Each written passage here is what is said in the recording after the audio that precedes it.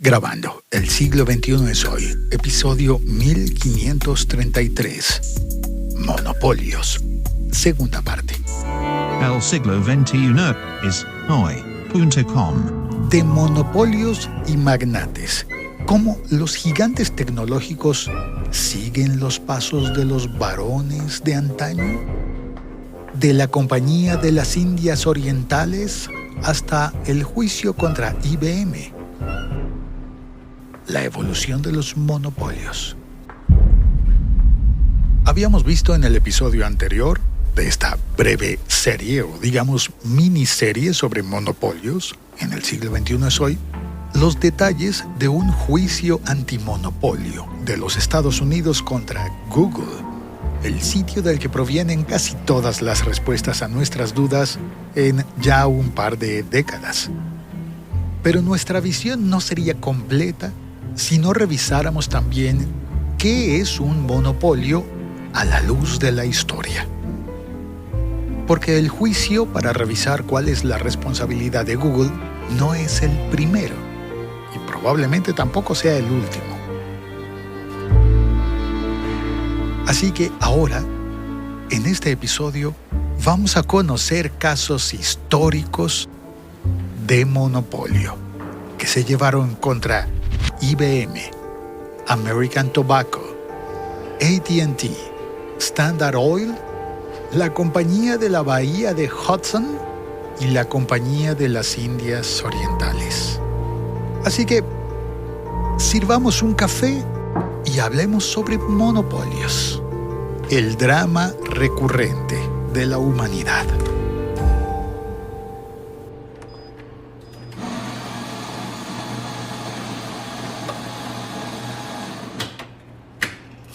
Soy Félix Riaño y te doy las gracias por escuchar El siglo XXI es hoy, por activar la campanita de las notificaciones en esta aplicación en la que estás escuchando y por compartir el episodio con tus amigos y familiares. Arranquemos entonces con el caso de la Compañía de las Indias Orientales. Las Indias Orientales. Lo primero que me viene a la mente es que desde la escuela, en el colegio, me enseñaron todo sobre las Indias Occidentales, refiriéndose al Caribe y a América como un nuevo continente descubierto por Cristóbal Colón. Un nuevo continente, aunque ahora, con la preeminencia de los Estados Unidos al llamarse América, pues todos hemos aceptado que no hay una sola América, sino que habría tres, por lo menos. Más aún, hablamos de las Américas y el Caribe, que serían las Indias Occidentales. Quizás por la confusión histórica de que Cristóbal Colón y su expedición creían haber llegado a las Indias. Eso nos dijeron. Oye, sí, yo no había pensado, ¿por qué en plural las Américas? Bueno, ya lo acabo de decir, y las Indias. Damas y caballeros, mi troll interior, que me ayuda, ayuda muy bien, a desfacer entuertos que se presentan en los episodios del podcast El siglo XXI es hoy. ¡Ay, qué quijotesco eso de desfacer entuertos! Pero espero que la historia de las Indias Orientales no sea tan antigua como el Quijote. Pues fíjate que sí. Es justo por la misma época en la que se publicaba la primera parte de El ingenioso hidalgo Don Quijote de la Mancha, 1605. Pero convengamos con que cuando se hablaba de las Indias Occidentales, pues también requería hablarse entonces de unas Indias Orientales, refiriéndose a las regiones de Asia, particularmente alrededor de la India, el país, que fue la zona en la que operó la East India Company, con su monopolio de comercio, el epítome histórico del monopolio corporativo. Espérate, epítome, déjame googlear qué carajos es epítome. Ok, vas a googlear. Después de lo que dijimos en el episodio anterior sobre Google, y tú vas a googlear. Se vale, muy bien. Ok, Google, ¿qué es epítome? Aquí está la definición de epítome. Resumen de una obra extensa en el que se exponen las ideas o las nociones fundamentales del tema que trata esta. Bueno. La verdad es que quedé igual. Vale, si tenemos establecido que hablamos de una época en la que la humanidad no sabía dónde carajos estaba la India... ¡Oh! Dijo carajo. Perdón. La humanidad no sabía dónde diantres estaba la India y cuántas Indias había. Y entonces hablábamos con esa confusión de Indias orientales y occidentales. Y posiblemente la humanidad tampoco conocía bien la diferencia entre un estado y una compañía. Pero, ¿cómo no se va a saber la diferencia entre un estado, o sea, un país, ¿no? A eso te refieres, a un país con gobierno. Correcto. Estamos hablando de los años 1600. Yo me sé esta canción. En el siglo XVII. Los años 1600. Espérate, no me salen las cuentas. El comercio transatlántico de esclavos estaba en auge y muchos países europeos estaban involucrados en la captura, transporte y venta de esclavos africanos en las Américas. O sea, en las Indias occidentales. Y en otras partes del mundo, como el Imperio Otomano y en Asia, también existían formas de esclavitud.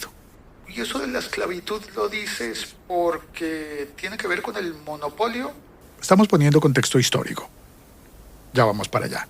Pero espérate, no puedes avanzar sin explicarme primero por qué dijiste que siglo XVII y años 1600. Eso no coincide. Sí, entiendo la confusión, pero la forma en la que se cuentan los siglos se saltó el siglo 0. El siglo 1 arranca en el año 1 hasta el año 100. Claro, siglo 1, año 1. El siglo 2 empieza en el año 101. Entonces, año 201, siglo 3. 401, siglo V. Vale, comprendido. Continúa entonces. En 1600, cuando el tirano mandó... Siglo XVII. Unos empresarios ingleses se reunieron con la reina Isabel I de Inglaterra para pedirle un favor. Querían que les cediera el monopolio del comercio con la India. Para el momento, las Indias orientales. La reina Isabel I de Inglaterra, que era una mujer de negocios, astuta, vio el potencial de la idea y les concedió la licencia con exclusividad por 15 años.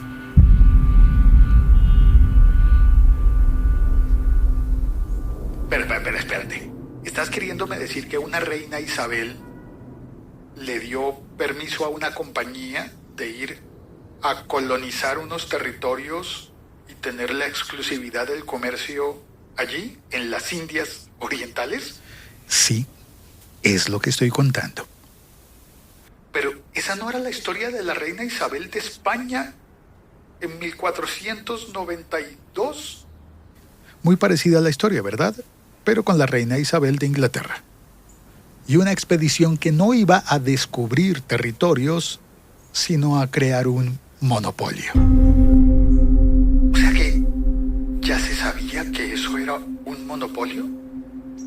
La primera idea que surgió fue tener una licencia de exclusividad por 15 años para crear una empresa comercial, una compañía, regulada por Inglaterra, en la que cada miembro de la compañía arriesgaba su propio capital en una empresa legalmente constituida con membresía no restringida. O sea, ¿que eso significa que era un monopolio? Significa que era una compañía, una sociedad. La palabra monopolio en realidad viene del griego monos, que significa uno, y polios, que significa derecho de venta. En latín se diría monopolium, y se utilizaba desde la época del Imperio Romano. Es decir, el Imperio Latino, los que hablaban latín. Exacto. Por eso se habla de Latinoamérica, refiriéndose a los países de América que hablan lenguas derivadas del latín, que son muchos más países y muchas más personas que los que hablan lenguas anglosajonas, o sea, los angloamericanos. Mira que voy aprendiendo cosas en este episodio. Volvamos al Imperio Latino. cuando los gobiernos utilizaron monopoliums para mantener el control sobre los precios y la oferta de ciertos bienes muy importantes por aquel entonces y todavía, como el trigo y la sal. Como monopolios comerciales fueron comunes en Europa en la Edad Media y en la Edad Moderna, para controlar el comercio con otros países y obtener beneficios económicos. Ok, es preciso el caso de la compañía esta de Indias Orientales. Se crearon compañías para tener el monopolio del comercio de especias, té y otros productos exóticos llevados hacia Inglaterra desde Asia y las Américas, que en el despiste geográfico de por aquel entonces eran Indias Orientales e Indias Occidentales. Avancemos con la Compañía de Indias Orientales, que tuvo la exclusividad por 15 años y en un abrir y cerrar de ojos pasaron ya varios años en los que funcionaba como una empresa comercial regulada, con socios capitalistas de la empresa. Para 1612 se fue transformando en una sociedad anónima, con acciones. Los comerciantes ricos y los aristócratas de Gran Bretaña tenían acciones en la compañía, que era una empresa privada, es decir, el gobierno inglés no tenía acciones. El gobierno de Inglaterra solamente ejercía un control indirecto.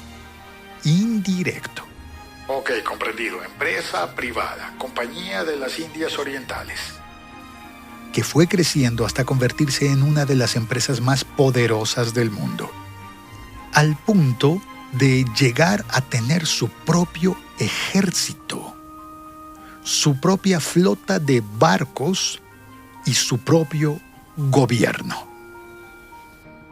Momento. ¿Estarás queriendo decir de pronto su propia gerencia? ¿Con un CEO?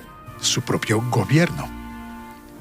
La Compañía de las Indias Orientales estaba encantada con su éxito en los primeros años de ese siglo XVII. Podía fijar los precios de los productos que importaba y exportaba entre las Indias Orientales y la Gran Bretaña. Y no tenía que preocuparse por la competencia, porque nadie más tenía permiso de la reina Isabel de Gran Bretaña para comerciar con la India. Eso le permitió obtener enormes beneficios. Vale, comercio entre India e Inglaterra. Ahí vamos. Pero, como dijimos antes, la geografía no se le daba muy bien a la humanidad por aquel entonces. De manera que cuando se hablaba de las Indias Orientales, la Compañía Británica de las Indias Orientales, pues empezó a comerciar con té, bebida que, como sabemos, se hizo enormemente popular en Inglaterra. Pero el comercio se hacía con China. O sea, Indias Orientales era todo lo que esté por allá. Ya, les habría venido bien un Google Maps, ¿verdad? China es un gran productor de té y consumidor de té, y el té se puso de moda en la corte británica. Y el importador de té, en modelo de monopolio, era la Compañía Británica de Indias Orientales.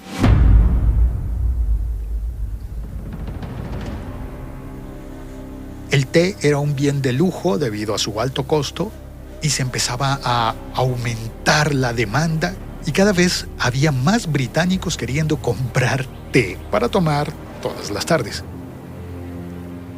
Algún tiempo después, los impuestos al té fomentaron un floreciente comercio de contrabando y ocasionó varios incidentes que activaron, por ejemplo, algunas guerras de independencia.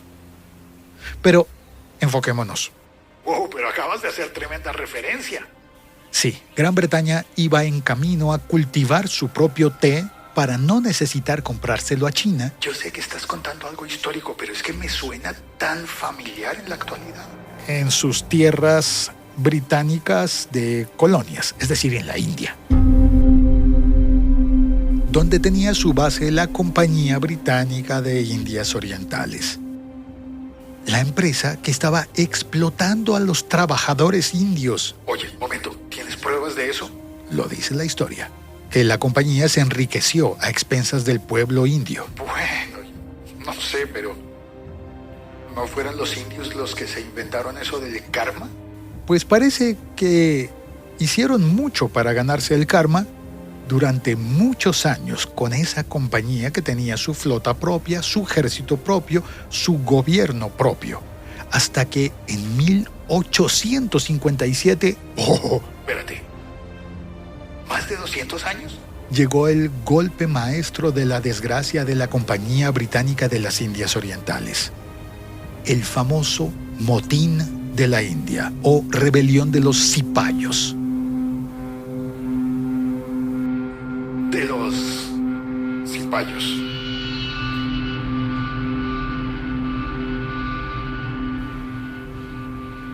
Eran soldados indios en el ejército de la compañía que lideraron una violenta revuelta en respuesta a las políticas opresivas de la Compañía Británica de Indias Orientales y a un caso puntual que no logró entender muy bien, que se refería a los rumores de cartuchos de rifle recubiertos en grasa de cerdo y de vaca, lo cual implicaba un problema cultural y religioso tanto para musulmanes como hindúes.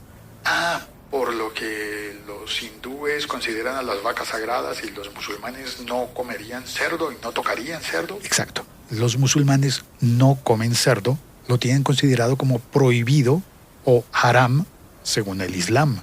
Pero esos no eran los judíos. En eso coinciden los musulmanes y los judíos observantes de la religión, que evitan comer cerdo porque no hace parte de los alimentos kosher según la Torá. ¿Y los hindúes tampoco comen vaca? No, las reses o vacas son vistas como un símbolo de no violencia y de la madre tierra, y se asocian con la diosa Aditi en la mitología hindú.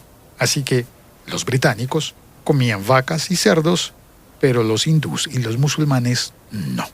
Y pues eso podría explicar que tampoco les gustara mucho la idea de utilizar grasa de cerdo y de vaca en lo de las municiones de sus armas.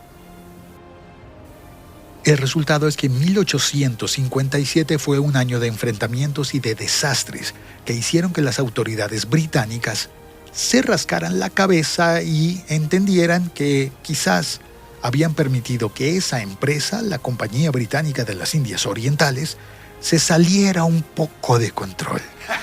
¿Por más de 200 años? Un poco nada más. 274 años duró esa compañía y cumplió un papel crucial en la expansión del Imperio Británico en la India, en otras partes de Asia y África, controlando como monopolio el comercio del té, las especias, los textiles y el opio. ¿Qué? ¿Me estás diciendo que comerciaban con opio? Cultivaban opio en la India y luego se lo vendían a comerciantes que lo llevaban a China, donde era ilegal pero había mercado negro.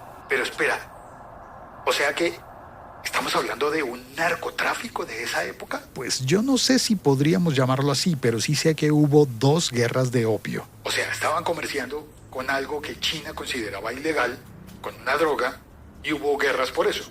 Me suena mucho al narcotráfico. Y esas guerras del opio resultaron en tratados humillantes para China y la cesión de Hong Kong a Gran Bretaña. ¡Wow! O sea que una parte de China pasó a ser de Gran Bretaña. Esas guerras del opio iniciaron lo que en China se conoció como el siglo de la humillación. Y fue una época muy oscura en las relaciones entre China, India y Gran Bretaña. Hong Kong permaneció como territorio británico por 150 años hasta 1997. Bueno, pero ahí ya hace rato que se había acabado la dichosa Compañía de Indias Orientales. Sí, en 1857, después de la rebelión de los Cipayos, o el Motín de la India, el control de la Compañía Británica sobre la India fue transferido directamente a la corona británica en 1858. Ahora entiendo. O sea que la colonia británica sobre la India durante todo ese tiempo fue ejercida solo por el gobierno de la empresa de la Compañía Británica de Indias Orientales? Hasta 1858, mediante el Acta de Gobierno de la India, que fue el momento en el que el gobierno británico tomó las riendas y dijo: gracias, querida compañía, a partir de ahora nosotros nos hacemos cargo. O sea, ¿le dieron la independencia a la India? No, eso vendría mucho después. ¿Qué tanto después? En 1947. ¿Después de la Segunda Guerra Mundial? Oye, pero eso del Imperio Británico entonces fue enorme y larguísimo. Y raro, porque era como una concesión comercial sobre el comercio de la India, pero en la práctica era concesión comercial para gobernar la India. Bueno, las Indias Orientales, que no necesariamente corresponden con lo que hoy conocemos con la India. Ya vemos que comerciaban también con China, por ejemplo, y que por entonces incluía también a lo que hoy conocemos como la República Islámica de Pakistán. O sea, más o menos me estás diciendo que esa Compañía Británica de Indias Orientales tenía el control de, qué sé yo, media Asia. Quizás no la mitad, pero sí tenía el control comercial de todas las rutas. Fue una compañía que llegó a ser muy grande y tan poderosa y tan corrupta que Gran Bretaña le retiró su capacidad de gobernar, y aunque técnicamente sobrevivió unos años más después de que le quitaron el gobierno, fue perdiendo relevancia hasta que en 1874 fue oficialmente disuelta. Se podría decir que la Compañía Británica de las Indias Orientales pasó de ser el amo y señor del comercio y la política en las Indias, incluyendo el comercio con China y con Pakistán, y seguramente muchas otras regiones, a ser simplemente un caso histórico emblemático de el peligro que significa un monopolio.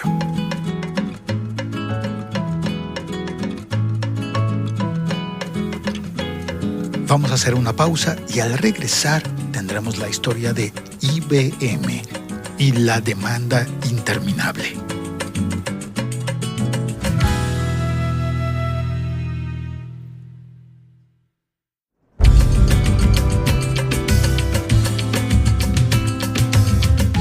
Esta serie sobre monopolios en el siglo XXI es hoy empezó para explicar el caso del litigio de 2023 entre Google y el Departamento de Justicia de Estados Unidos, donde se alega que Google ha monopolizado ilegalmente los servicios de búsqueda en Internet.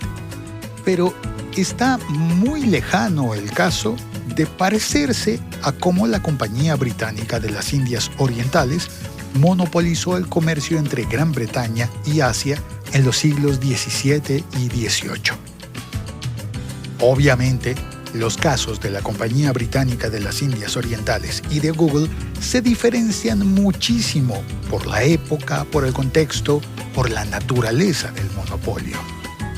Porque Google no tiene ningún tipo de monopolio físico sobre bienes como el té o sobre rutas de comercio marítimo, no, nada parecido. Y el juicio intenta establecer si Google hizo algo ilegal al asociarse con otras compañías como Apple o como Samsung para que sus equipos tengan de manera predeterminada el buscador de Google y no cualquier otro buscador.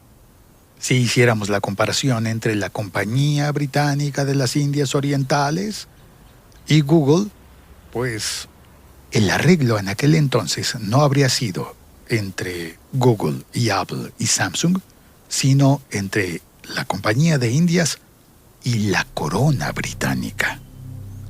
Ahora, cuando el caso histórico de la Compañía Británica de Indias llegó a niveles exagerados de gravedad, le quitaron su jurisdicción y esa compañía pues no sobrevivió. En cambio, a Google lo peor que le podría pasar sería quizás algo similar a lo que le ocurrió a Microsoft cuando en 1998 la acusaron por prácticas monopolísticas anticompetitivas al integrar su navegador Internet Explorer en el sistema operativo de Windows. 2 años después, en el 2000, salió el fallo que determinaba que Microsoft sí había violado las leyes antimonopolio. Un posible veredicto que condene a Google podría parecerse al de aquel caso contra Microsoft, o a lo que le ocurrió a IBM. Y esa es la historia que vamos a contar a continuación. IBM y la demanda interminable. Porque si hablamos de maratones judiciales, IBM se lleva el oro.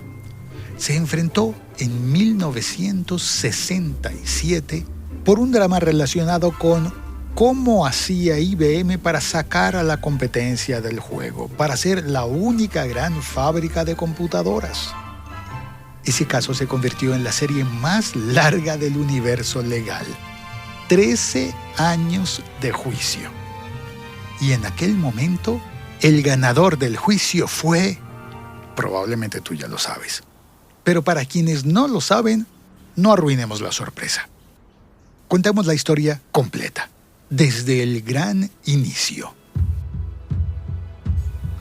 Allá por 1911, se fundó la Computing Tabulating Recording Company, CTR. Más tarde, en 1924, alguien en la empresa dijo: necesitamos un mejor nombre, que no sean solamente 3 letras. Y la gran y brillante idea fue ponerle International Business Machines, IBM. Otra vez 3 letras. Y venía una época de peligros. Llegaba a los Estados Unidos el auge de la Gran Depresión, aquella época en la que todos los negocios cayeron, la bolsa de valores hizo crack, se cayeron las acciones, las empresas tuvieron que despedir a muchas personas y eso terminó impactando a todo el mundo, pues IBM por ese entonces estaba ocupada vendiendo máquinas tabuladoras. Espera, vas muy rápido. ¿Máquinas tabuladoras? Sí, tuve que googlearlo. Mentiras, hice 2 búsquedas, una en Google y otra en Bing. Las máquinas tabuladoras fueron dispositivos mecánicos o electromecánicos que IBM desarrolló para ayudar en la recopilación y procesamiento de datos, por aquella época muy temprana. Las tabuladoras IBM utilizaban tarjetas perforadas para registrar y almacenar información. Los datos se codificaban perforando agujeros en posiciones específicas en las tarjetas, que luego se leían y se tabulaban mecánicamente. Se utilizaron para procesar datos en censos de población, en gestión de recursos gubernamentales, contabilidad y nómina de grandes empresas, y estaban ayudando en esos primeros momentos de la historia de la automatización. Algo que resultó muy importante, en especial durante la Gran Depresión, porque las empresas y los gobiernos, como el de Estados Unidos, necesitaban ser más eficientes, con menos recursos. Es decir, necesitaban automatizar. Mira tú, como si necesitaran inteligencia artificial. Lo que ocurrió entonces es que, mientras casi todo el mundo estaba sumido en la Gran Depresión, IBM prosperaba, porque crecía la demanda de esas máquinas tabuladoras. El líder de la compañía era Tom Watson Sr., que en tiempos difíciles logró hacer que a la empresa le fuera bien, logró mantener a los empleados a toda costa. De manera que mientras otras compañías despedían a sus empleados, IBM los mantuvo e incluso logró crecer. Sobrevivieron a la Gran Depresión económica hasta que llegó la Segunda Guerra Mundial. Para entonces, IBM ya tenía máquinas de cálculo avanzado y dispositivos que le vendía al gobierno de Estados Unidos. Seguían creciendo, hasta llegar a la era de la computación moderna. Y en los años 60 y 70 del siglo XX, IBM era, digamos que era el tipo grande en el patio, el grandulón. en el negocio de mainframes, computadoras de gran tamaño, enormes y muy potentes, diseñadas para manejar y procesar grandes cantidades de datos de forma rápida y eficiente. Computadoras que en ese momento necesitaban ser realmente gigantes y que tenían que ser IBM. ¿Dónde más vas a comprar una computadora? En IBM. Con alta capacidad de procesamiento, confiables, seguras y utilizadas solamente por grandes organizaciones, instituciones financieras, bancos, compañías de seguros y gobiernos. IBM había introducido el primer mainframe, que se llamó el IBM 701, en el año 1952. O sea, primero fue el mainframe de IBM y después llegó Elvis Presley a cantar. IBM mejoró sus mainframes, creó el System 360 y el System 370. Dominaban el mercado. Cualquier empresa que quería procesar datos en ese momento necesitaba a IBM. Nadie podía competir con IBM. Y entonces fue cuando llegaron las acusaciones. Con cada gran poder viene un montón de gente quejándose de ese poder. En 1969, justo cuando el Apolo 11 llegó a la Luna. El mismo año del Festival de Woodstock, el año en el que se acabaron los Beatles, el año de la Guerra de Vietnam. En ese momento, el Departamento de Justicia de los Estados Unidos pensó que IBM era demasiado grande y presentó una demanda antimonopolio. 1969. Bajo la ley Sherman Antitrust, antimonopolio, alegando que IBM intentaba monopolizar el mercado de las computadoras digitales de propósito general. Palabra clave. Ley Sherman Antitrust. Fue promulgada a finales del siglo XIX, 1890. Fue la primera medida tomada por el gobierno de Estados Unidos para combatir a los monopolios y otras prácticas comerciales restrictivas. Al final del siglo XIX, la economía de los Estados Unidos experimentó un rápido crecimiento industrial. Se formaron grandes corporaciones y trusts, entidades que empezaron a dominar sectores enteros de la economía.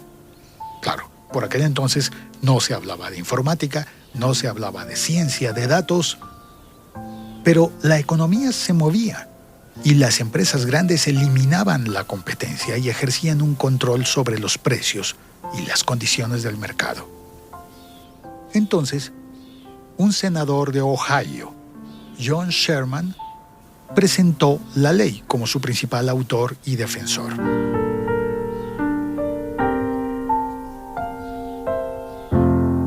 Sherman buscaba promover la competencia económica y reducir el poder de los monopolios. Se empezaba a pensar en proteger a los consumidores y a los pequeños empresarios. La ley Sherman de los Estados Unidos prohíbe los acuerdos y conspiraciones que restrinjan el comercio y establece castigos para los que intenten monopolizar cualquier parte del comercio o de la producción. Luego, esa ley se fue ajustando y actualizando en 1914 con la ley Clayton y la Ley Federal de Comercio. Esas leyes se aplicaron en casos memorables, como el caso de Standard Oil, el conglomerado del petróleo. Hagamos un paréntesis en nuestra historia para contar qué fue lo que ocurrió con la Standard Oil Company.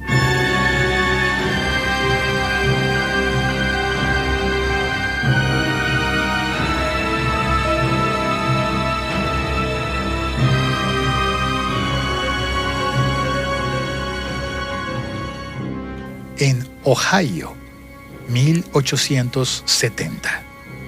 Mismo estado del senador Sherman. Apenas 20 años antes de que presentara la ley. un grupo de empresarios fundó la Standard Oil Company. Era una época en la que la gente encontraba petróleo. Los emprendimientos por ese entonces no eran startups, era gente buscando tierras con yacimientos de petróleo. Y se hacían millonarios instantáneos con el petróleo. Pero claro, ¿quién encuentra el petróleo? No es posible que lo encuentre una sola compañía. Entonces, nuestro protagonista fue John D.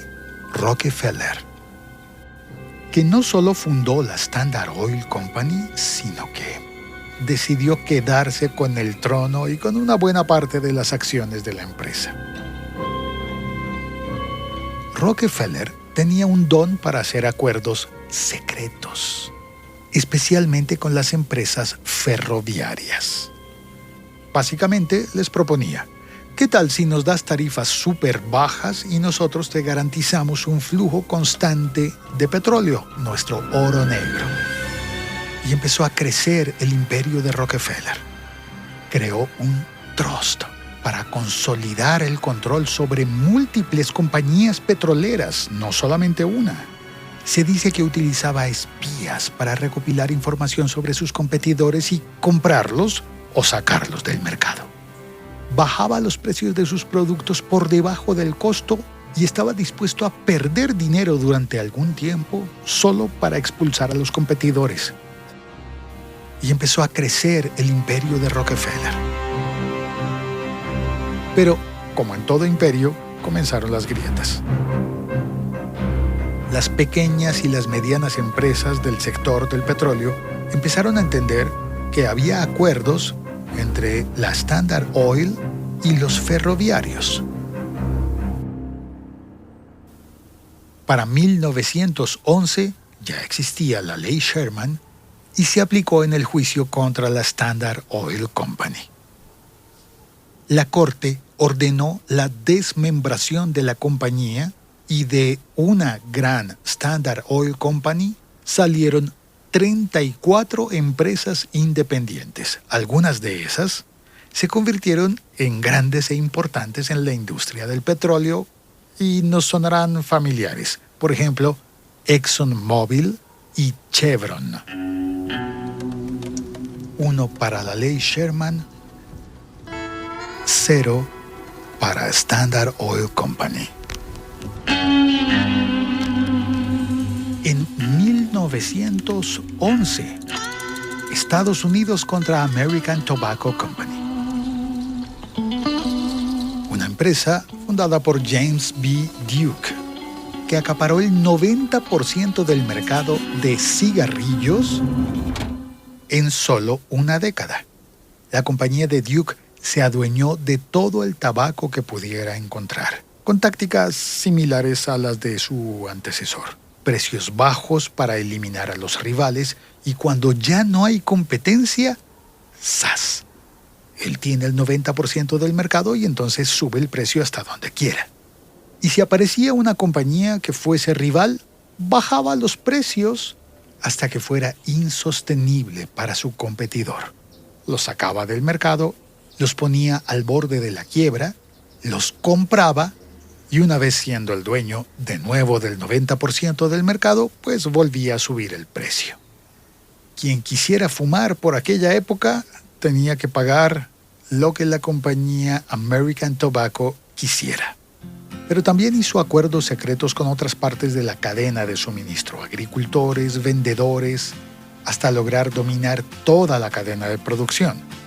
Una vez más, la Ley Sherman Antitrust ordenó el desmembramiento de la American Tobacco en varias entidades independientes. No se podía concentrar todo el mercado en una sola compañía.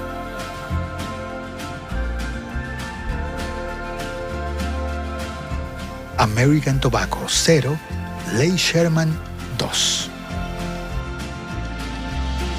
Pero volvamos a 1969. La Ley Sherman buscaba su tercera gran victoria.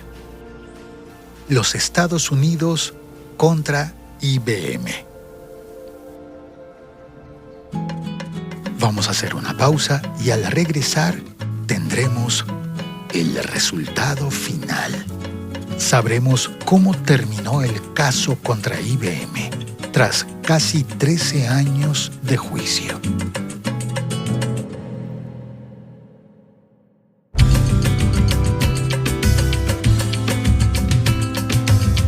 ...1969...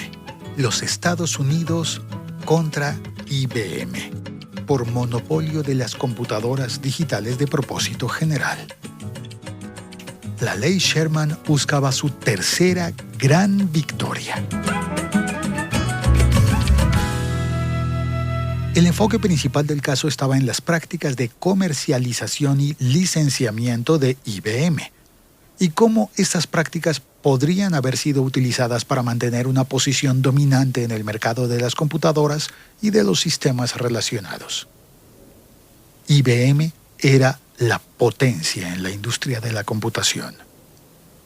El gobierno buscó presentar pruebas y testimonios que demostraran cómo IBM utilizaba su posición dominante para desincentivar la competencia y mantener el control del mercado. IBM se defendió vigorosamente, argumentando que la competencia era robusta y que sus acciones estaban en el mejor interés de los consumidores y de la innovación en la industria. En este momento me acuerdo claramente de los argumentos de Google en 2023.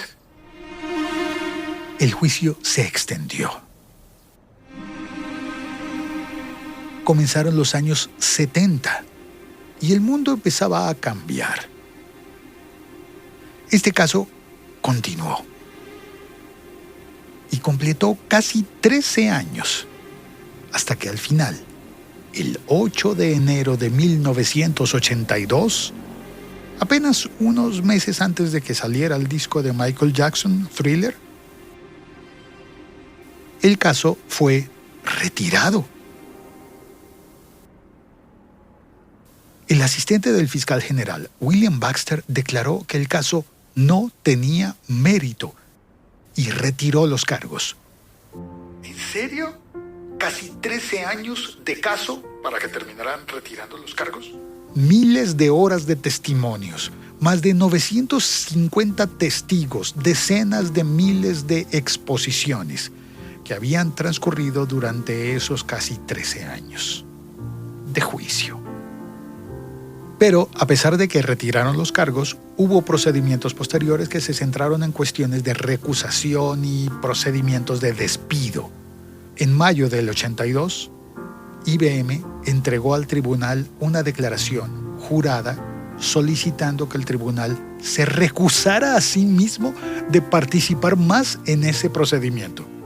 O sea, fue como una contrademanda en la que IBM argumentó que el juez de aquel entonces tenía un sesgo personal y prejuicio en contra de IBM, que se había excedido en sus poderes legales y constitucionales y que tenía conflicto de intereses.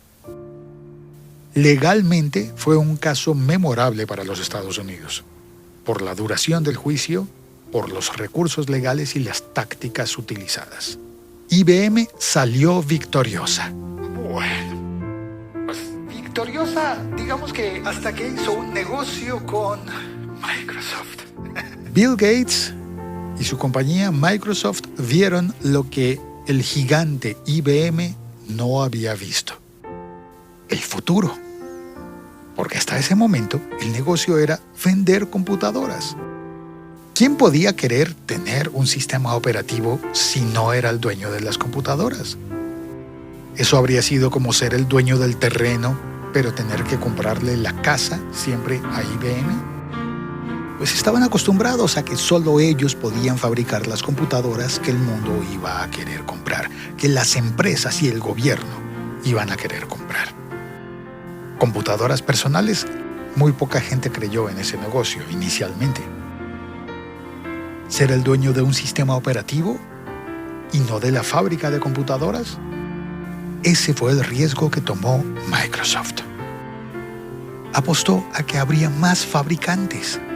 Y bueno, el tiempo y la historia nos mostró que Microsoft ahora es mucho más grande que IBM y que incluso IBM tuvo que dejar el negocio de la fabricación de computadoras. Que ahora son de Lenovo, ¿verdad? Actualmente IBM se dedica a los servicios, software y recientemente también a la inteligencia artificial con su querido Watson, nombrado así por aquel gran líder de la compañía en los primeros años. Cambia la tecnología, cambian las industrias, pero el drama de los monopolios persiste. Y si en algún momento pareció que IBM era Goliat y que Microsoft había sido David, algunos años después era Microsoft quien iba a afrontar un juicio antimonopolio. Pero creo que esa historia vamos a guardarla para el siguiente episodio de esta miniserie de monopolios.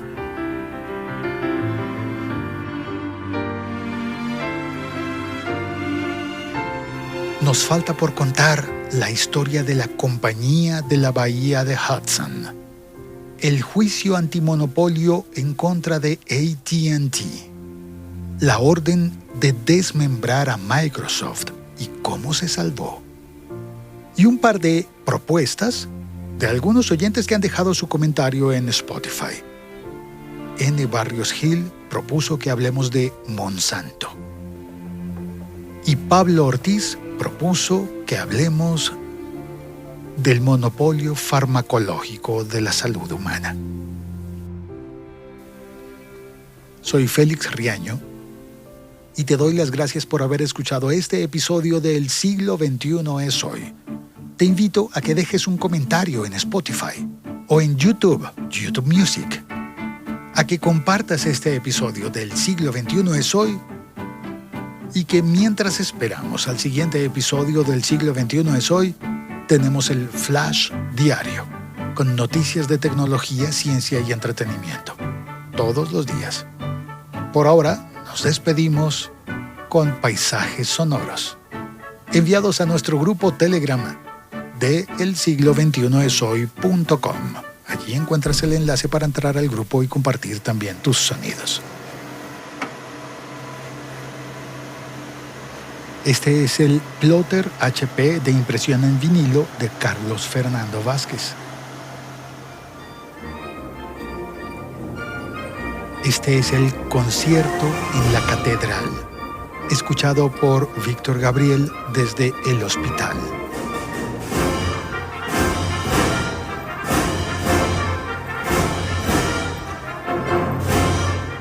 Si no me equivoco, esto es en Málaga, Andalucía.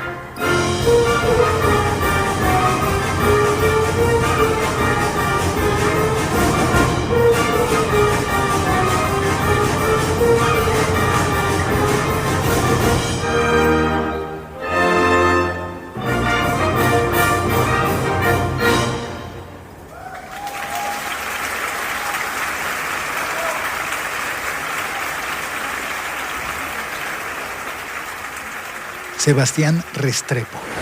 Hola a todos, este es Sebastián Restrepo de Colombia, hoy desde las cascadas de Gorge en Ítaca, el estado de Nueva York, Estados Unidos, en la Universidad de Cornell, para el paisaje sonoro, las cascadas después de una noche de lluvia.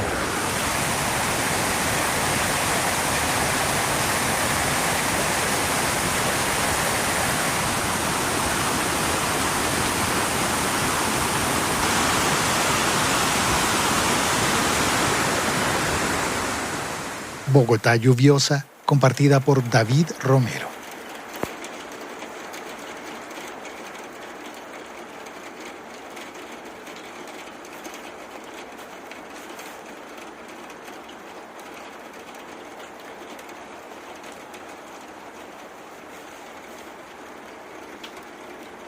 Los karts en Go Kart Manía, compartido por Guillermo, desde Plaza Tlanepantla, en Tlanepantla de Vaz, Estado de México.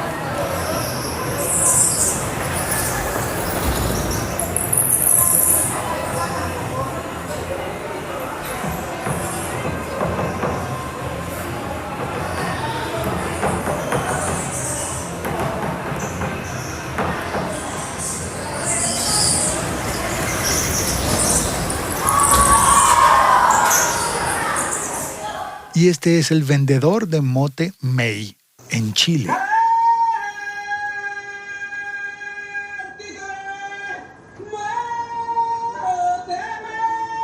Compartido por Patricio Araguiz.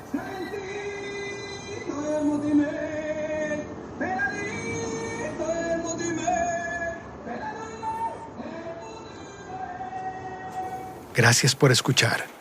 Gracias a todas las personas que entran al grupo Telegram a compartir sus mensajes de voz y sus paisajes sonoros. Chao. Cuelgo. El siglo XXI es hoy.com.